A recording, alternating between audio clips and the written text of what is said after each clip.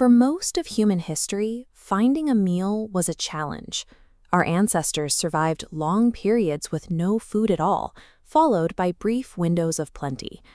Because of this, human biology evolved to operate on an alternating rhythm, using periods of abundance to absorb incoming sugars, grow cells, and store energy. In modern society, this environmental challenge has disappeared. Constant access to meals and snacks means we eat from the moment we wake up until we go to sleep. Our bodies are held in a state of perpetual growth, never entering the natural resting phase of nutrient scarcity. This constant influx of nutrients creates a biological bottleneck. Fast-growing microbial species in the gut overgrow and crowd out protective bacteria, while cellular waste products accumulate inside our tissues.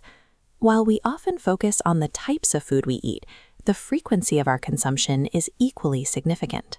Without a pause in digestion, the body's internal cellular cleanup crew never receives the signal to begin its work. Ancient Indian traditions addressed this through periodic fasts called vrats. One example is Ekadashi, observed twice every lunar month. Although often viewed through a cultural lens, Ekadashi functions as a structured biological calendar designed to restore our ancestral rhythm. By stopping the intake of food on these days, we reintroduce the missing phase of nutrient scarcity.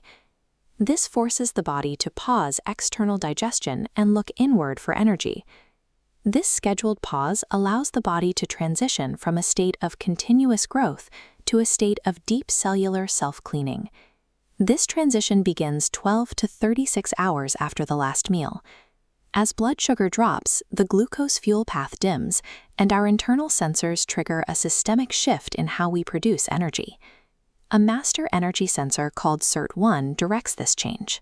When it detects the drop in incoming nutrients, SIRT1 activates a metabolic switch that routes energy flow away from sugar and toward our fat reserves. The liver breaks down this fat into energy molecules called ketones.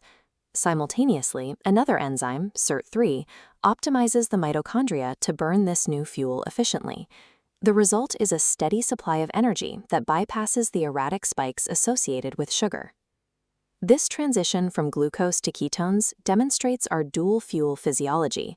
Our bodies are built to alternate between these two systems, allowing us to maintain high levels of function even when food is unavailable. This shift also changes the environment within the digestive tract. When we stop consuming carbohydrates, our gut microbes must find alternative fuel, which triggers a shift in the microbial population. Species that rely on constant snacking begin to decrease. This creates an opportunity for a protective bacterium called Akkermansia muciniphila to thrive, as it does not require external food to survive. Akkermansia muciniphila survives the fasting phase by actively digesting the natural, thick mucus lining of the gut wall. This activity triggers a productive response from the host. As the old mucus is consumed, the gut lining is stimulated to immediately secrete a fresh, much thicker layer to replace it. By prompting the body to renew this mucosal lining, the fast reinforces the physical barrier of the gut. This strengthens the shield that keeps toxins and inflammatory markers out of the bloodstream. The effects of this reset reach the brain through the gut-brain axis. During a fast, the resting microbial community sends specific chemical signals directly to the nervous system. Gut microbes produce a short-chain fatty acid called butyrate. This molecule travels through the blood and crosses the blood-brain barrier to interact with neural tissues. The arrival of these signals triggers the brain to produce brain-derived neurotrophic factor, or BDNF. BDNF serves as a protective protein for brain cells, reducing neural inflammation and providing the necessary environment to strengthen connections and grow new neural pathways.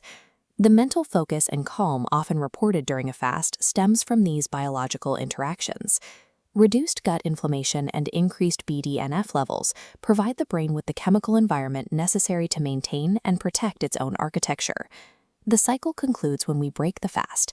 Traditional practices emphasize ending the pause with complex, natural fibers, found in foods like finger millet and sorghum. These fibers activate a different group of microbes. Species like Faecalbacterium prosnitzii multiply rapidly to ferment these incoming plant materials. This fermentation produces short-chain fatty acids, which serve as the primary fuel source for the newly repaired cells of the intestinal lining. This completed cycle synchronizes our internal biological clocks with our habits. By alternating between eating and resting, we maintain metabolic flexibility and protect the body against the imbalances that lead to chronic disease. Fasts like Ekadashi align our modern habits with our ancient evolutionary design. By alternating between periods of growth and periods of repair, we provide our internal ecosystems with the recurring opportunity to renew and adapt.